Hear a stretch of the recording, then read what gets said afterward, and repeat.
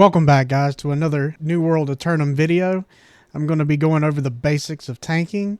I'm going to show you what I've gotten so far here in the new Hudson Land server and kind of get you up to speed on where you can go from here. All of these items that I've gotten today are from the trading post, and you're going to be able to get them fairly simply, and you'll be able to get started. I do not have any artifacts on my armor. I do have the Blood Drinker. A commenter had suggested that with the stopwatch, you did not need to run a Carnelian, and I just wanted to get that extra healing damage from the Blood Drinker ring. So let's get into it. I'll go over the build and let you see kind of what's going on here. So first off, we're going to go to our attributes. I also had someone mention about having the Constitution up to 300 from the last video I recorded. So technically we're not going to need to run that now as of yet. You can actually go back down to 250 and you can run 50 focus to get that extra healing incoming that's coming to you. We're going to continue to run the 301 strength. I am running Constitution food and I have my Magnify set into strength. Let's head on over to the weapon mastery. In the sword and shield, I got some questions about the upheaval. The upheaval was the reverse stab. It was just renamed and had a new mechanic that came along with it, but it also still came with all of the buffs that you would normally get from the reverse stab. So we'll start from the top. We're going to go with the whirling blade. We're going to also pick up empowering stab. That will be great to help you get that extra empower. Achilles heel. It's going to add that extra little bit of rend from that last third attack. We're going to use the opportunity, and that's going to actually help give you a 16% weaken for 6 seconds on the heavy build. Next will be freeing justice. Successfully hitting with a heavy attack causes you to lose 1 debuff. That is amazing to have in there. You can get those transferred over or have them just drop off. You're going to stay there a lot longer. We're going to have it to where Whirling Blade is going to create cooldowns for each enemy you hit. You're going to have a lot of enemies standing around you. That's going to make it really good. Confidence. When you're at full health, you're going to do a lot more damage. Having that leeching ability with the armor and the Blood Drinker, it's really going to help you keep that up there. Under the Defender, well, let's go back to leadership. We're going to stay with leadership. It's going to grant empower to all of the people around you. It gives you that extra 10% damage buff that's really going to help with those DPSers that are going to be trying to put down some big numbers on them. Sturdy shield. It grants you an additional 15% armor. It's also going to be something you really want to keep on you. Sturdy grip. It's going to reduce 15% of the stamina damage if you block a melee. I don't usually block a lot. But it is nice to have in the back pocket if you need it. Elemental resistance. You're going to reduce the magic types by 10%. You're going to have Defender's Resolve. This is going to be one of your main, if not the main, way you're going to keep that aggro, because it's going to set that taunt all the way up to the top. We're going to go over that in the video, and I'm going to show you the things to look for to make sure that you know that you have that enemy looking at you and they're focused in on you. We're going to have Final Blow. The third attack is going to generate threat. Final countdown. I run the tower shield, so your base damage reduction will be increased by 20%. Restoration. After it ends, you're going to gain 30% of that base health. That's going to help out keeping the healer that can keep the DPS alive. You're not going to have to rely on them near as much. Now we're going to go into recuperation. Recuperation is going to help make that even better when you get those incoming heals from those healers. You get that extra 10%. We're going to get some other things that are going to be on the armor that'll help give you a little bit better incoming on that as well. We're going to move on over here to the Warhammer. I don't have this one fully done. If you go back to my first video, there hasn't been anything that's really changed on this, and you can look it up. I'll give you all of the specs for that. I was running Spark of Mjolnir on the Lilith server. So in this one, I'm just running a standard one that I just bought off of the trading post, and I'll go over the perks and stuff that you might want to look for in that. All right, so going over to the armor, we're going to start looking at the armor and see what perks we have. I currently have this headpiece. You really want to look for things with health or refreshing. You want thrust conditioning. The biggest ones you kind of want to look for are your Enchanted Ward. Enchanted Ward is going to be one of the biggest ones that you can have on there. Enchanted Ward or Elemental Aversion. You can definitely get this from the Pauldron of the Frigid Dawn. All of this heavy hardware on this one, they come with Elemental Aversion and Enchanted Ward, and then you want to find one that has health rolled onto it or refreshing move. Thrust conditioning is going to be really good. Slash conditioning is also going to be good, or strike conditioning. The gloves, I don't have smite. This is kind of a throwaway, but I got it just because it had the Elemental Aversion. The empowering breaker, you're really not going to use that a lot more. I would have loved if it had had health or refreshing or something like Enchanted Ward. It would have been great, but you can't get Enchanted Ward with the Elemental Aversion. So I just happened to get that one, and that's the one I went with. Next, we're going to have the Reinforced Greaves. They're going to give you Elemental Aversion, health, and luck. That's a throwaway. I just happened to find it, and it had 2 of the 3 good perks that I really wanted on it. But we can definitely go up from there. The Azoth Crystal armor, that's definitely a really good one. They come with Enchanted Ward and Refreshing. And then you have Strike Conditioning. And I believe you can get these just from any Mutated raid. And Mutated Expedition. As you can tell, I'm running all of Onyx's to help with that physical damage absorption.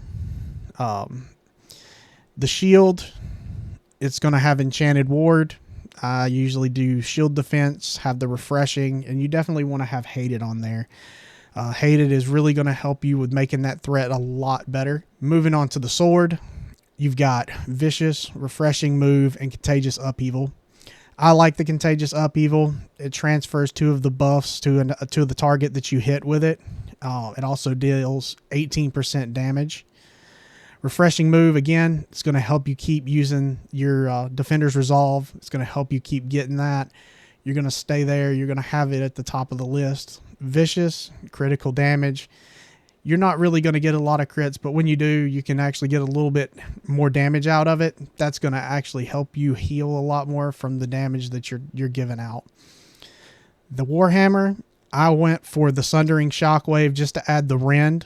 I'm also running a Malachite against it to help with the damage against the crowd control effects. You also want to use the Stalwart Heart Rune of Stoneform.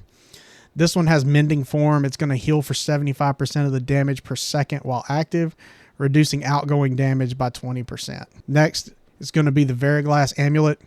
You definitely want to try to get Divine onto this one because it works for you. You're going to help get more of that. Empowered, I'm running that because I usually will do that heavy attack with the hammer, or I'll do a heavy attack with the sword and it'll give me that empowered. It gives me a little bit more time with that empowered. Again, health, you want to get as much on there as you can because you want to have it up there. Blood Drinker, you're going to see it comes with Ghoul's Harmony. You do negative 25% damage, but you do plus 25% lifesteal. All healing from lifesteals are increased by 5%. Then it comes with Leeching and Hardy. Those are perks that get unlocked, and the gem slot. The perk that I ended up adding to it was Slash Damage, just to kind of increase that, so I help incoming healing and offset some of that 25% damage reduction. Now, when it comes to the earring, you really want to find something that has Regenerating. Regenerating actually adds to your threat. That's going to keep that into the battle. I have Refreshing so that I had a stack of 4, and then you have Refreshing Toast, which will reduce that time if you were to take a potion or something like that. You also want to make sure you're using your Honing Stones. I usually run the Strong Honing Stones. You're only losing 1% of that increased weapon damage. It's definitely, and they're a lot cheaper. Another great one to have is the Powerful Incense. You want to start using these as soon as you can when you start into leveling. They have some that are lower than this. This is once you hit level 60. You just want to have these on you. You want to use them as much as you can. Down here to the attribute foods, I do the Desert Sunrise. It helps with the dot damage, and it's definitely worth having when you're doing those M2s and maybe into the M3s. I'm running the Banana Parfait that'll give me the extra 44 Constitution for 40 minutes. and that will give me to where I am at 250 Constitution. All right, guys, we're dropping into Garden of Genesis. It's going to be a difficulty of 1. So we're going to go in. We're going to use our attribute foods. And these are going to be Angry Earth. So we're going to use these. And don't forget to use our powerful incense, as well as our strong haunting stones.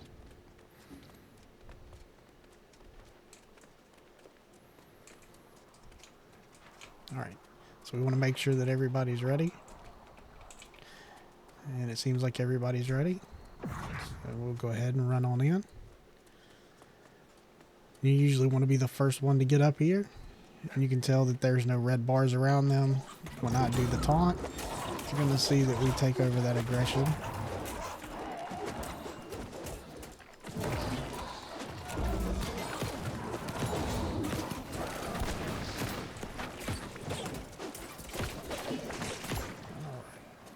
Going into this next room here, we're always just going to aggro the named person. Going to get up in there, taunt him, and get that taunt going so we're up at the very top.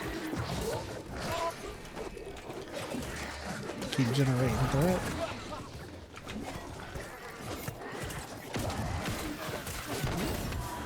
Just focus on the next enemy. Get this one right here.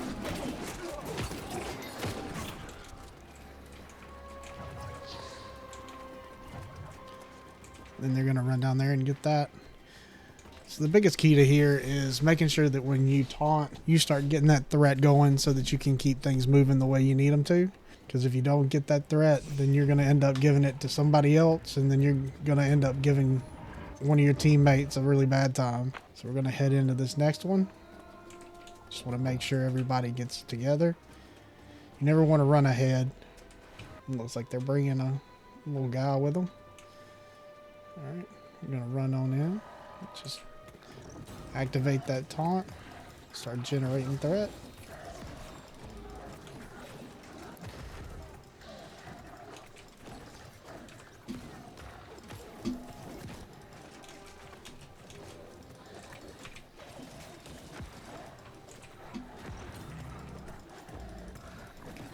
And then points like this, you can go ahead and activate your stone form.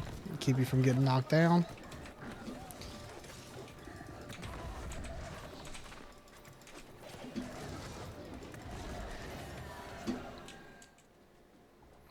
You got an archer down here.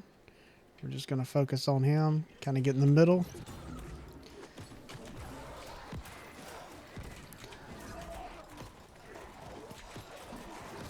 Because the more you have on you, the whirling blade is going to give you a lot more of your cooldowns.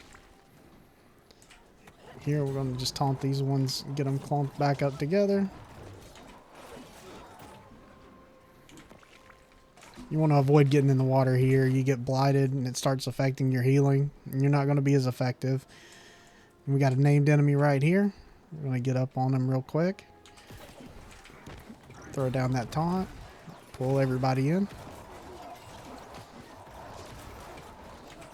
You always want to make sure if there's something that needs to be picked up, you want to let the DPSer get it. It's always a lot better for them to get it than you to get it, because you're taking away a crucial role by doing that.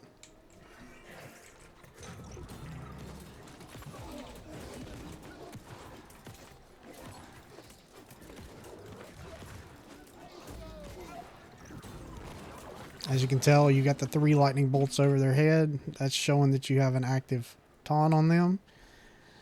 That'll put you at the top of the list when you do that, so that you have the most threat in that area.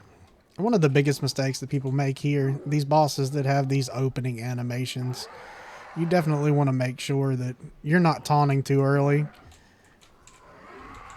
Like right there, you can get that going.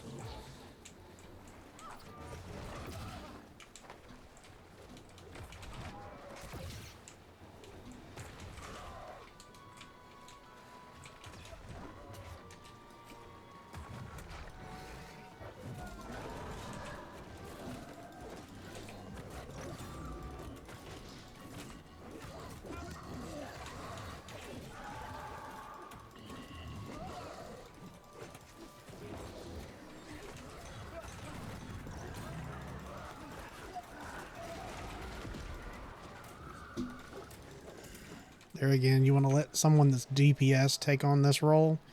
That way you can actually take care of the ads as they walk through.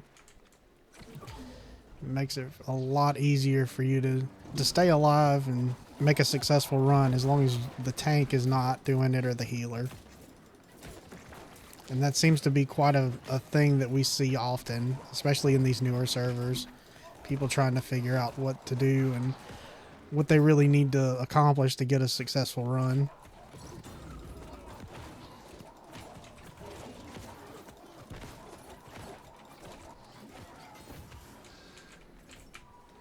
Your primary goal is to tank the damage. You're going to sit there and fight most of the enemies, and you're not really going to be doing any of the side objectives. And as you said, we're going to go ahead, we're going to kite everything here to the door. Make it a lot easier for us to get this stuff done.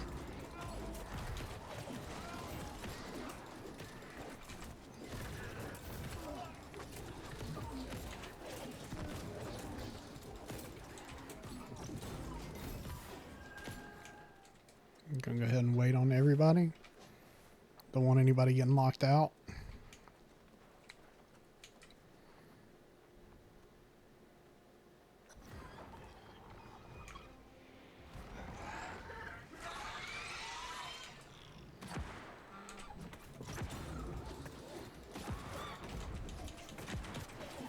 And that turned out really well. As soon as we got in the fight, we were the one that were targeted, so that definitely helps out a lot.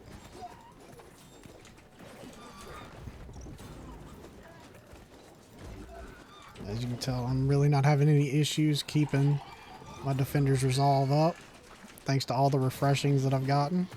We have our white mechanic. We're going to get it behind these boulders here.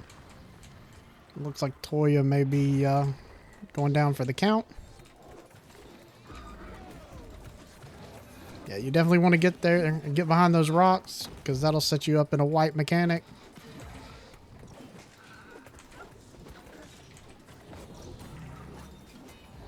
And there we go, boys. Got a silver out of that one.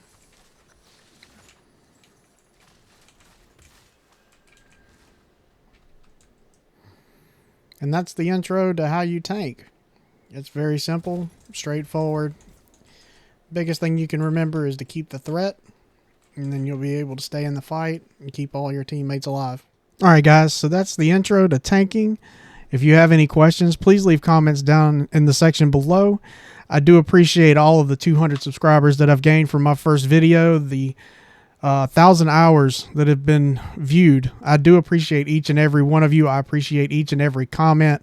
Please keep them coming, and I look forward to seeing you guys in the next video. Have a good one.